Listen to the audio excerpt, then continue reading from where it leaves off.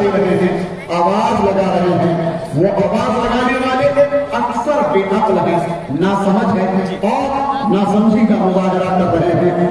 اس کا back ground کیا ہے، اس کا شان نزول کیا ہے، اس کا پس منظر کیا ہے، آپ توجہ کے ساتھ سنیں۔ نبی محترم صلی اللہ علیہ وسلم کی عظمت پہ آج مختلف چار جانب سے حملے کیے جا رہے ہیں، اور یہی تک نہیں، اسلامی تہذیب کے حملے ہو رہے ہیں اور مغربی تہذیب کے مکمل لوگ زندہ ہوتے ہوئے نظر آ رہے ہیں۔ اسلامی کلچر پہ حملہ ہو رہا ہے، مسلک و مذہب پہ حملہ ہو رہا ہے، ہمارے رسومات پہ حملے ہو رہے ہیں۔ اللہ کا بے پناہ کرم ہے کہ بہت سارے ادارے ہمارے علاقے نہیں، پورے ہندوستان کے قریہ قائم ہو چکے ہیں کہ جو مذہبی حملے ہو رہے ہیں اس کا صحیح دفاع، اس کا صحیح ڈیفنس یہی ادارے کر رہے ہیں، یہی علماء کر رہے ہیں۔ ان کی تحریریں، ان کی تقریریں، ان کی تبلیغ، ان کے ساری چیزیں مکمل طور سے اسلام کی بقا کے لیے اور اس پہ حملہ آور کا منہ موڑ جواب دینے کے لیے یہ ادارے کمر بستہ نظر آ رہے ہیں۔ ان اداروں کو مضبوط کرنے کی ضرورت ہے۔ آپ دیکھیں کہ کبھی اللہ کے رسول صلی اللہ علیہ وسلم کے کارٹون شائع کیے گئے، آپ دیکھیں نبی محترم صلی اللہ علیہ وسلم کے ناموس پہ حملہ ہو رہا ہے، کبھی کتابی قتل میں حملہ ہو رہا ہے، کبھی انٹرنیٹ کے ذریعے حملے ہو رہے ہیں۔ سوشل میڈیا کا زمانہ ہے اور حملہ آور بڑی آسانی کے ساتھ اپنی خرافات کو سوشل میڈیا کے مادھیم سے ہر فرد تک پہنچانے کی کوشش کر رہا ہے اور وہ چیزیں پہنچ جا رہی ہے بحمدہ تعالی۔ اب اہل سنت والجماعت میں علماء کی ایک ٹیم تیار ہو چکی ہے اور ان تمام خرافات کا جواب انٹرنیٹ پہ دلائل ابراہیم کے ذریعے دیے جا رہے ہیں بحمدہ تعالی۔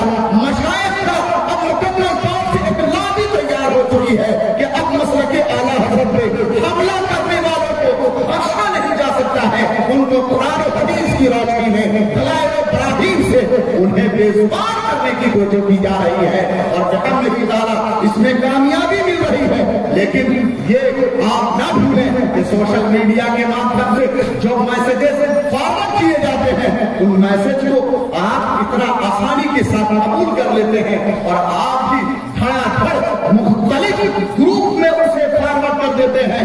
یہ آپ کی ذمہ داری نہیں ہے۔ جب بھی کوئی میسج چاہے مسلک کے حوالے سے ہو، مذہب کے حوالے سے ہو، اداروں کے حوالے سے ہو، مشائخ کے حوالے سے ہو، علماء کے حوالے سے ہو، اس طرح کے جب میسج آپ کے موبائل پہ نظر آئے، اپیئر ہو، تو فوری طور پہ اپنے عالم ربانی کے قریب ہو جائیں، اپنے ادارے کے قریب ہو جائیں، وہاں کے اساتذہ کے پاس جائیں اور اس کی تصدیق چاہیں۔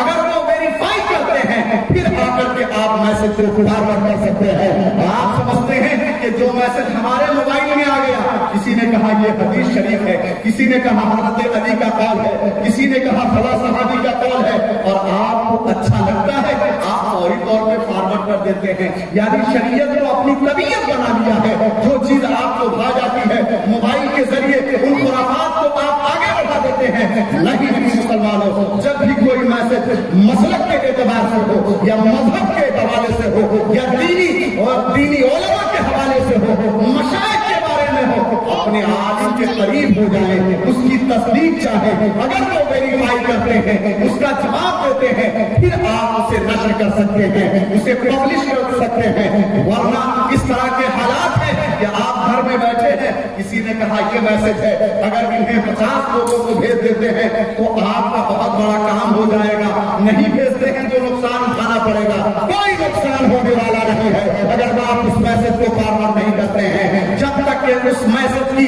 تصدیق اور اس کی تصدیق کسی عالم سے نہ ہو جائے اہل سنت والجماعت میں، اس وقت تک کسی میسج کو فارورڈ نہیں کیا جا سکتا ہے۔ نبی محترم صلی اللہ علیہ وسلم کی ناموس پہ مختلف جہاد سے حملے کیے جا رہے ہیں، کبھی کسی ادارے کی طرف سے ہو رہا ہے، کبھی کسی تنظیم کی طرف سے ہو رہا ہے۔ یہ مکمل طور سے ایک لابی تیار ہو چکی ہے جو آپ کے ایمان و عقائد پہ حملہ کرنے کی کوشش کر رہی ہے۔ آپ ان چیزوں کو سمجھیں، اللہ کے رسول صلی اللہ علیہ وسلم کی عزت اور ان کی ناموس کے حوالے سے کون سے ادارے کام کر رہے ہیں، کون علماء کام کر رہے ہیں، کون مشائخ کام کر رہے ہیں، آپ ان کے قریب ہو جائیے. جب ان کے قریب ہوں گے نبی محترم صلی اللہ علیہ وسلم کی ناموس پہ حملہ کرنے والوں کی مکمل طور سے نشاندہی ہو جاتی ہے. پھر آپ کے اندر جو خرافات جنم لے رہے ہیں اس کا صحیح تصفیہ ہو جاتا ہے.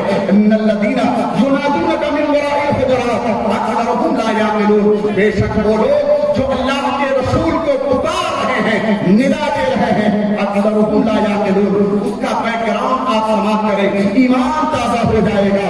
نبی کی نام پڑھنا شروع کر دیں گے, نبی کی عظمت آپ کے سینے میں جاگزی ہو جائے گی. اللہ کے رسول صلی اللہ علیہ وسلم دوپہر کا وقت ہے, آرام فرما ہے. کچھ ایسے لوگ آتے ہیں, ایک ڈیلیگیشن آتا ہے, ایک وفد کی شکل میں ایک سموہ آتا ہے, ایک جماعت آتی ہے نبی کی بارگاہ میں. کس لیے؟ آپ دیکھیں, انسان جب نیک کام کرنے کے لیے کہیں جاتا ہے یا یہ کہ جامعہ قادریہ رحمانیہ میں کچھ ڈونیشن کرنا چاہتا ہے, کچھ تعاون کرنا چاہتا ہے, تو اس کا انداز بدل جاتا ہے. کسی عالم ربانی کے ہاتھوں میں اگر وہ نذرانے اور شکرانے پیش کرنے کا ارادہ کرتا ہے تو اس کا انداز بڑا عجیب ہو جاتا ہے, نرالا